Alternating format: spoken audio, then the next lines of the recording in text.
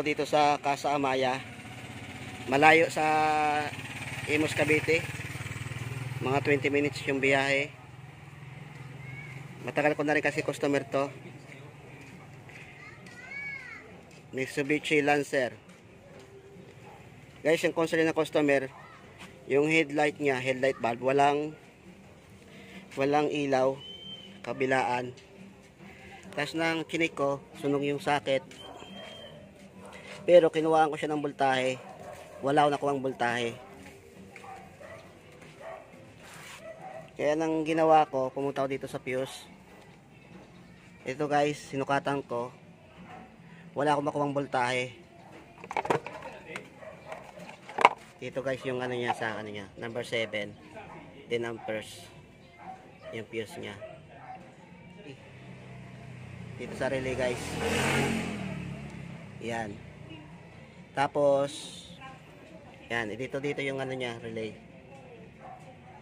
Kaya na sinukatan ko dito, side by side, mayroon siyang positive, negative. Tapos nang nirekta ko dito, umilaw guys, umilaw yung headlight bulb. Tapos nang nirekta ko to, tapos sinukatan ko ng continuity. Yan guys, wala, ibig sabihin putol sa ilalim.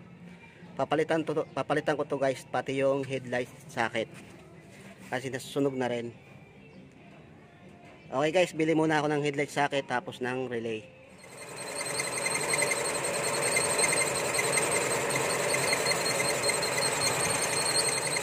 Okay guys, mayroon na.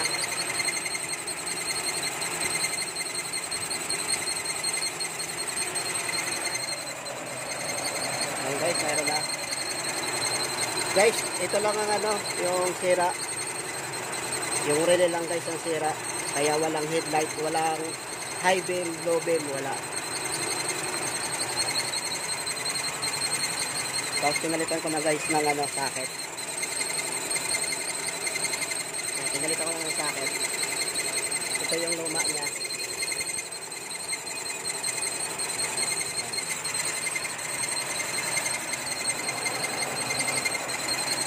Yan guys, okay na. Ito yung relay niya, yung headlight. Mitsubishi Lancer to guys.